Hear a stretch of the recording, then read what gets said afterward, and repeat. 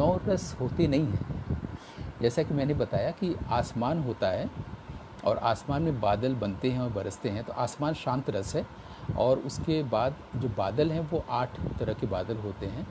वो 8 रस हैं जो हमारे परमानेंट इमोशंस हैं, जो बचपन से लेके आखिरी दिनों तक हमारे पास कायम होते हैं। तो वो जो 8 रस हैं, वो जो 8 परमानेंट इमोशंस हैं, उनको हम दिखाएं मंच पर। आपने पूछा है क्या रंग कर्म में इनको एक साथ दिखाना होता है। मैं ये कहूँगा कि एक ही कोई रस इम्पॉर्टेंट होता है, प्रोमिनेंट होता है। ऐसा नहीं होता कि मैं अभी आपसे बात कर रहा हूँ तो मैं प्यार से बात कर रहा हूँ तो गुस्सा तो नहीं है, आप ये कहेंगे गुस्से को कैसे दिखाएं। ज़रूरत नहीं है। एक आदमी में सारी चीज़ें होती हैं और वो परिस्थितियाँ बदलती हैं, सिचुएशंस बदलते हैं, तो वो सब अपीयर होते रहते हैं। देखना है कि आप जिस कंटेंट को लिए हैं, आप जिस नाट्यालेख को लिए हैं, जाहिर है कि कहानी का रंगमंच नहीं, नाटक के लिए नाट्यालेख, जो कि अब पिछले 70 साल के बाद आज हमारे पास कोई नाट्यालेख नहीं है हिंदी में हम लोग उसी पुरानी जो चीज़ों को दोहराते हैं जिन्होंने नाटक लिखे हैं, जैसे मोहन राकेश, सुरेंद्र वर्मा और आदि गिरीश कर्नाड या और भी लोग, धर्मवीर भारती, इनको हम दोहराते हैं। क्योंकि कहानी का रंगमंच कर दिया तो कोई आदमी नाटक लिखेगा ही नहीं, तो इसलिए हमारे नाट्यालेख का अभाव हो गया, क्राइसिस हो गया, क्योंकि क्राइसिस हम ही ने क्रिएट किया है। तो पूरे नेचर को तो नष्ट करने हम लोग आदमी ही आते हैं, तो हम लोग क्राइसिस क्रिएट करते हैं, फिर उसको ढूंढ नहीं पाते हैं समाधान। तो हम जब कोई नाट्यालेख ले रहे हैं तो ये देखना होगा कि उसका प्रोमिनेंट कलर क्या है। प्रोमिनेंट कलर क्या है से मतलब है कि उसका प्रोमिनेंट इमोशन क्या है। पूरा नाटक अगर हास्य रस में है तो प्रोमिनेंट कलर उसका हास्य हुआ। पूरा नाटक अगर प्रेम पर है, जैसा कि सूर्य की अंतिम किरण से प्रथम किरण तक, अगर प्रेम उसमें डोमिनेट करे तो वो प्रेम पर है। अब प्रेम, एक एक्टर अगर प्रेम को लेकर उसका मुख्य किरदार निभा रहा है तो वहाँ पर श्रृंगार मेन इमोशन है। श्रृंगार को ही व्यक्त करने में दूसरे 7 रस आएंगे। मतलब कि एक व्यक्ति अगर श्रृंगार ही आधार में है तो प्यार करता हुआ व्यक्ति गुस्सा कैसे करेगा, प्यार करता हुआ व्यक्ति दुखी कैसे होगा, प्यार करता हुआ व्यक्ति कैसे प्यार में हंसेगा। तो श्रृंगार तो बेस में रहेगा और बाकी सारे इमोशंस आते जाएंगे। ऐसे ही अगर कोई वीर रस में लिखा हुआ नाटक है या पूरा गुस्से से भरा हुआ है, इसमें युद्ध हो रहा है, मारपीट हो रहा है, बदला लिया जा रहा है, महाभारत हो रहा है, तो गुस्सा करता हुआ व्यक्ति के जीवन में भी प्यार होगा तो वो प्यार के प्रति कैसे रिस्पॉन्स कर रहा है। गुस्से में आए व्यक्ति के जीवन में दुख होगा।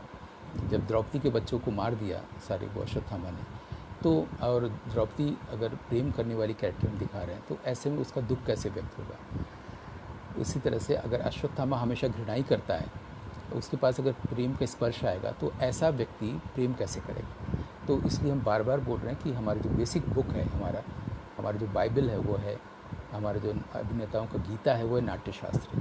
नाट्यशास्त्र में बहुत अच्छे से इसको समझाया गया है कि प्रोमिनेंट रस एक ही होता है। जैसे कि हमारे दुनिया में आसमान और पृथ्वी हम लोग ऐसे देखते हैं ना, ऐसा है नहीं।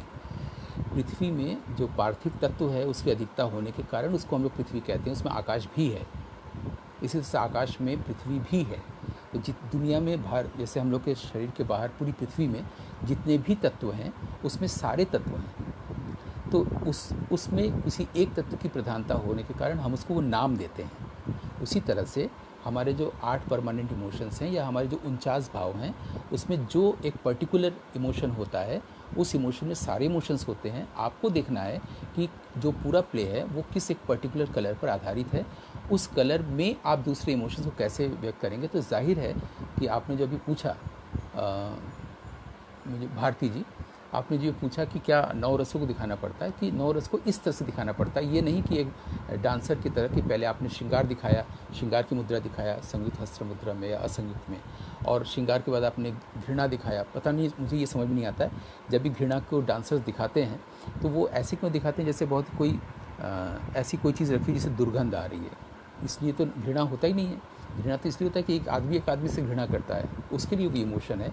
आज तक भारतवर्ष के सारे डांसर्स को मैंने ये देखा है, वो जब भी वो श्रृंगार, हास्य, करुण, रौद्र, वीर, भयानक, अद्भुत ये दिखाता है, तो जब भी घृणा आता है, जो गुप्सा का भाव दिखाना होता है, तो ऐसा दिखता है कोई घृणित वस्तु रखी हुई है, उसको उससे दुर्गंध आ रही है, वो ऐसे कर दिखता है। लेकिन वो है नहीं ऐसा। घृणा इसलिए लिखा नहीं कि वो घृणा है ही नहीं। हमारे अंदर घृणा होती है, हम दूसरों से घृणा करते हैं। उस घृणा को आप दिखाइए जो अभी तक इंडियन डांस में दिखाई नहीं गया है। इसको हमको नोटिस करना चाहिए। इसलिए मैं अजय द्विवेदी जी के 2 शब्दों को बार बार बोल रहा था, पुनर्नवा और प्रतिवचन।